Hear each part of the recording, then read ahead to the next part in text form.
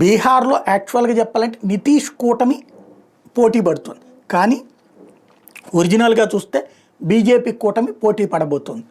BJP majority అక్కడ కూటమిలో, but ముఖ్యమంత్రిగా నితీష్ని పెట్టింది.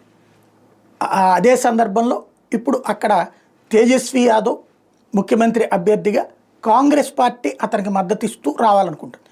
బీజేపీ గెలవడం బీజేపీకి ముఖ్యం, బీజేపీ ఓడడం కాంగ్రెస్కి ముఖ్యం. తను గెలవటం కాదు, బీజేపీ ఓడటం తన చేతుల్లో లేదు కాబట్టి తేజస్వి యాదవ్ ముందున్నాడు కాబట్టి తన వెనకాల నిలిచినటువంటి పరిస్థితి. ఇక్కడ ఎన్నికల సంఘం తీసుకున్నటువంటి నిర్ణయం ఇప్పుడు సుప్రీంకోర్టులో రివ్యూకి వచ్చింది. సుప్రీంకోర్టులో పిటిషన్ వేశారు. ఏదైతే ఎన్ఆర్సీ తరహాలో నీ ఐడితో పాటుగా మీ అమ్మా నాన్నల యొక్క పుట్టుకకి సంబంధించినటువంటి సర్టిఫికెట్లు అంటే ఇట్ ఈస్ ఇంపాసిబుల్. నేను ఇంతకుముందే చాలాసార్లు చెప్పిన మాట. అది అనవసరమైనటువంటి వాదాన్ని ఎన్నికల సంఘం తెర మీదకి తీసుకొచ్చింది. ఇది బీజేపీకి అంటే ఎన్నికల సంఘం సపరేటు, కేంద్ర ప్రభుత్వం సపరేట్, బీజేపీ సపరేట్ అనుకోవట్లేదు. అదే ఎన్నికల సంఘం బీజేపీ ఎట్లా చెప్తే అట్లా నడుస్తుంది అనుకుంటున్నారు, కేంద్ర ప్రభుత్వం ఎట్లా చెప్తే అట్లా నడుస్తుంది అనుకుంటున్నారు. వాళ్ళ ప్రవర్తన కూడా అట్లాగే ఉంది. ఇలాంటి పిచ్చి నిర్ణయం తప్పు.